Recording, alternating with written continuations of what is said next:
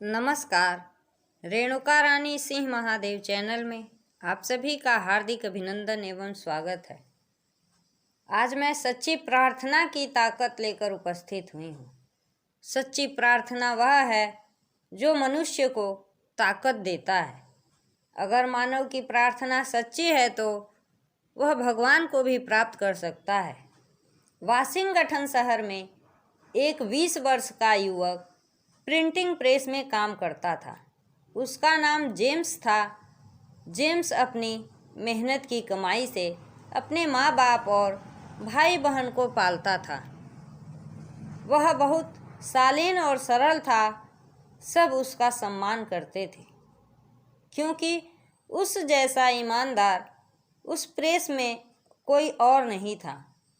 वह कंपोजिंग का कार्य करता था और उससे जो समय बचता उसमें वह लेखन का कार्य करता।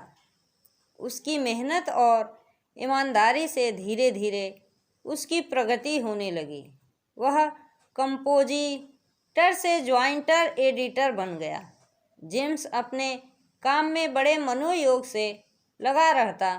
उसकी यह खूबी उसकी प्रगति का रहस्य था। उस परिसर में दो प्रकार के लोग हो गए।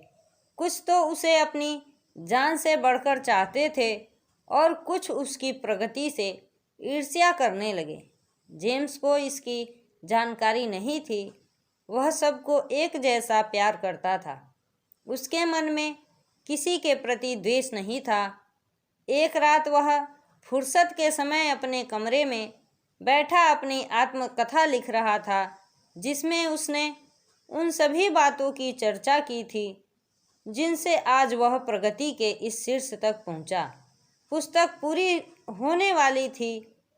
उसने अंत में अपनी इच्छा का उल्लेख करते हुए लिखा कि वह अनुवादक बनना चाहता है और आगे आने वाले समय में वह अपनी इस इच्छा को पूरी करेगा।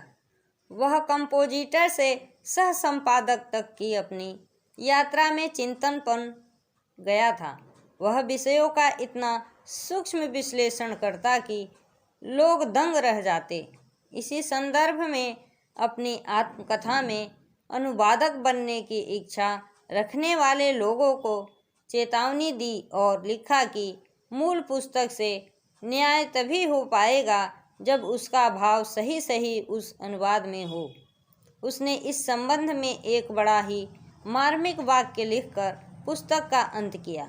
उसने लिखा, translation is like a woman who when beautiful is not faithful and when faithful is not beautiful. आशय यह कि अनुवाद एक ऐसी महिला की तरह है जो जब सुंदर होती है तो विश्वसनीय नहीं रह जाती और जब विश्वसनीय होती है तो सुंदर नहीं रह जाती। अनुवाद के इस संबंध में इसका भाव यह है कि अनुवादक जब अपने उसके मूल भाव को लाना चाहता है तो अनुवाद सुंदर नहीं बन पाता और जब वह उसे सुंदर बनाने की कोशिश करता है तो मूल भाव से भटक जाता है। पुस्तक खूब बिकी। उसके कई संस्करण निकल गए। इससे उसकी प्रसिद्धि फैली तो उसने उसके अनेक दुश्मन भी बन गए। जेम्स सोचने लगा, इसमें पुस्तक का कोई दोष नहीं, दोष तो उन लोगों का है जिनका चिंतन विकृत है।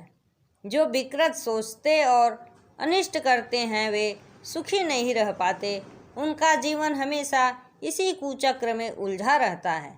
जेम्स ने जब देखा कि उसके दुश्मन बढ़ रहे हैं और पग पग पर बाधा उत्पन्न कर रहे हैं, तब उसने ईश्वर का स्मरण किया और कहा, हे परमपिता परमेश्वर, मुझे इस जंजाल से बाहर निकालिए।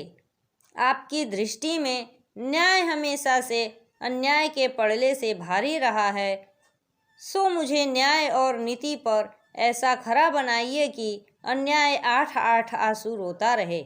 मुझ पर ऐसी कृपा कीजिए कि दुर्भिसंधि का जाल रचने वाले और उसमें मुझे फंसाने वाले स्वयं औंधे मुँह गिरे और उनका ऐसा हृदय परिवर्तन हो कि उस ठेस के लगने के बाद वे दूसरी बार वैसा दुस्साहस न कर सकें जिससे मेरा और दूसरों का अनिष्ट हो।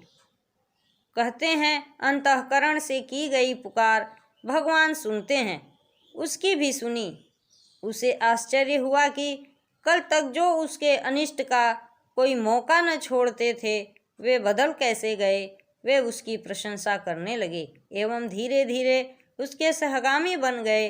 उसने माना कि सच्चे हृदय से की गई प्रार्थना द्वेष ईर्ष्या को भी बदल सकती है।